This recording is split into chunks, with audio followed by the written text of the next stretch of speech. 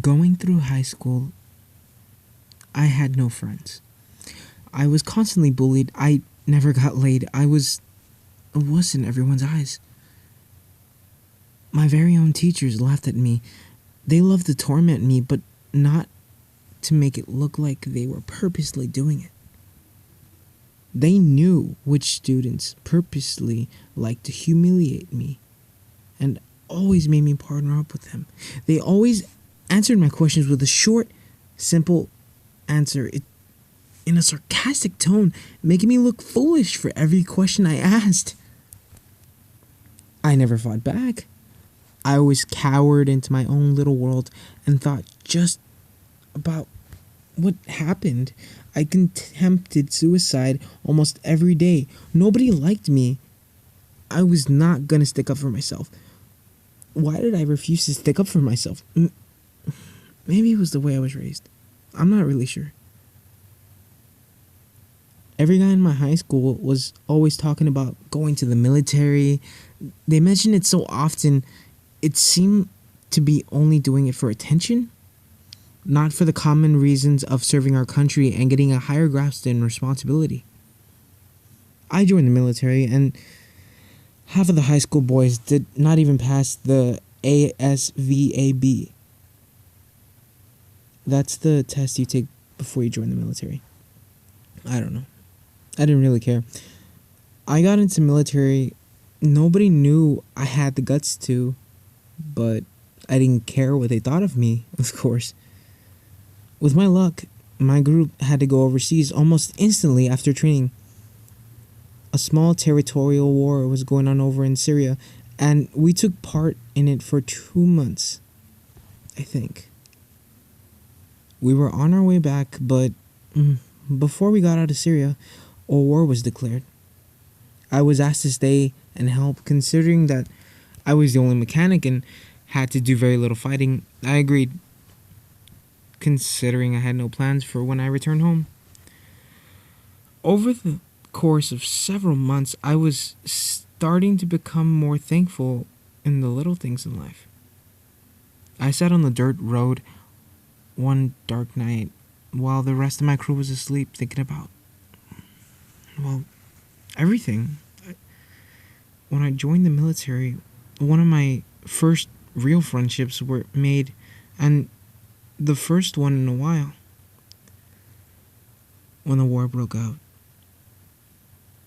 He was killed within only the first couple of months.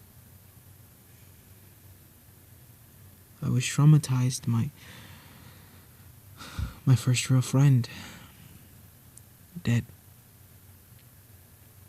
Well, when our crew was set back and the war was pretty much over, I couldn't help but begin to start up again on something that I hadn't really done since high school. Suicidal thoughts. I survived the ride home back to America. I was less depressed when I reached the US. The reminder of how the city streets looked, how lucky we were to have a strong economy, and how free we were behind all the things that limit the freedom. But then I realized my whole life, I haven't built up for a life. I returned from the war, but no life was made for me to return to. No friends, no family, nobody to cheer for my return.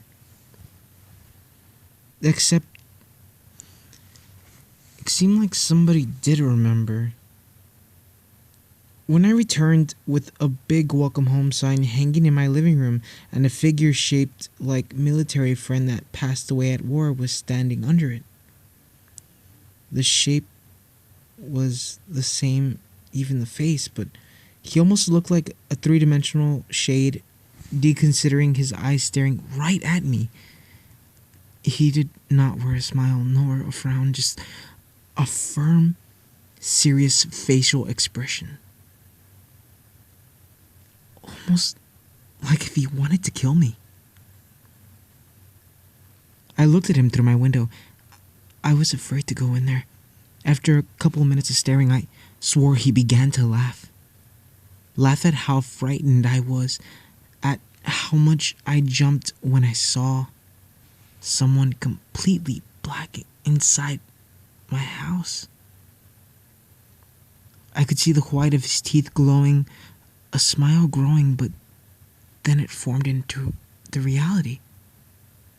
A white deck of cards sitting up on the bookshelf. Light reflecting off of one of my books, and an old coat of mine was hanging on a chair, but I swear, there's no way that could have been it the whole time. And who in the hell put up that welcome home sign?